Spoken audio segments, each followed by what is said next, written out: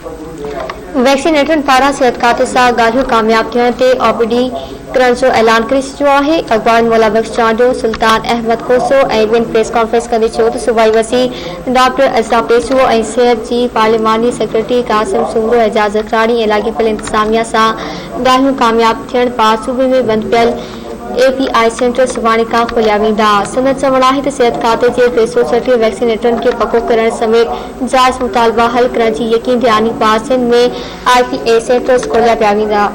ॿिए पासे ज़िले अखबारनि एहतजाज कंदे चयो त जेसीं ताईं सिहत खाते पारां नोटिफिकेशन जारी न थींदो तेसीं ताईं एहतजाज जारी रहंदो।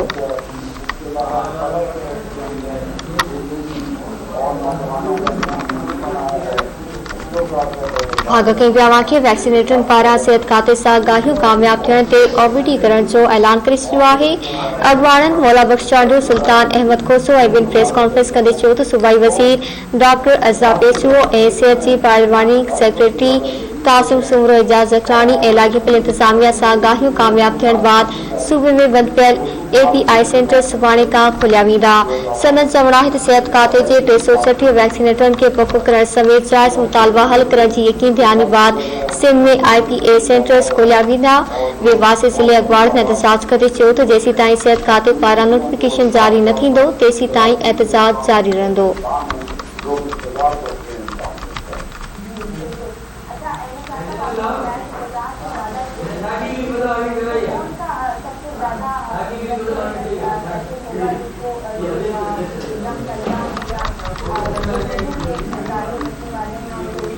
हैदराबाद में यंग डॉक्टर्स पारां सरकारी अस्पतालन में 3 ॾींहं OPD जो बाइकआउट कयो पियो आहे। ख़बरवार शिरकी पिया सिविल अस्पताल फैज़ाबाद ऐं ॿिनि अस्पतालन में डॉक्टरनि जे एहतजाज सबब मरीज़ दरपदर थी विया आहिनि।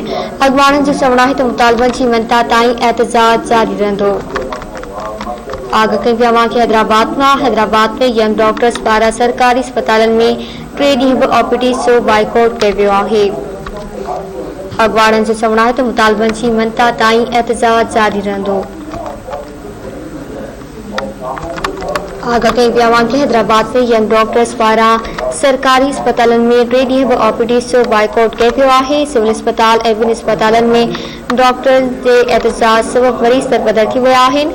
अखबारनि जो चवणु आहे त मुतालबनि जी मन्ता ताईं एहतजाज जारी रहंदो। हैदराबाद में ख़बरवार से शेयर कई पिया। हैदराबाद में यंग डॉक्टर्स पारां सरकारी अस्पतालन में 3 ॾींहं OPD जो बाइकआउट कयो वियो आहे।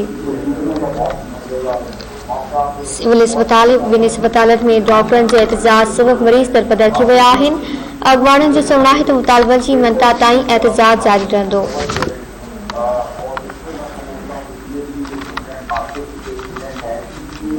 हैदराबाद में ख़बरवार से शेयर कई पिया। हैदराबाद में यंग डॉक्टर्स पारां सरकारी अस्पतालन में 3 ॾींहं OPD जो बाइकआउट कयो वियो आहे।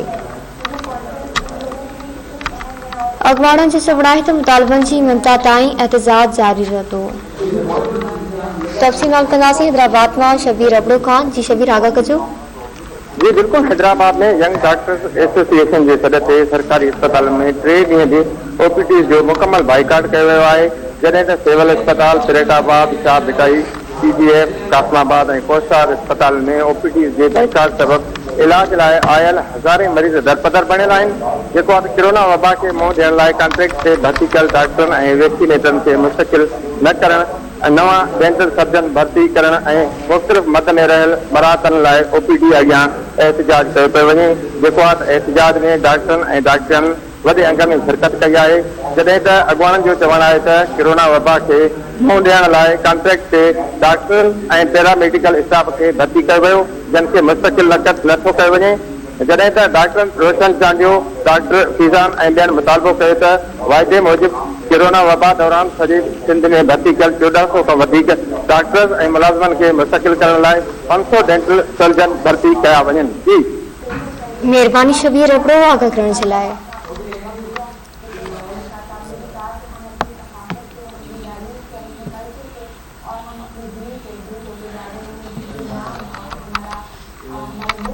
नाज़रीन, इसे बुलेटिन पे चिपकानी की फोटो वधी खबरनि अपडेट्स के लिए ॾिसंदा रहो धरती टीवी न्यूज़।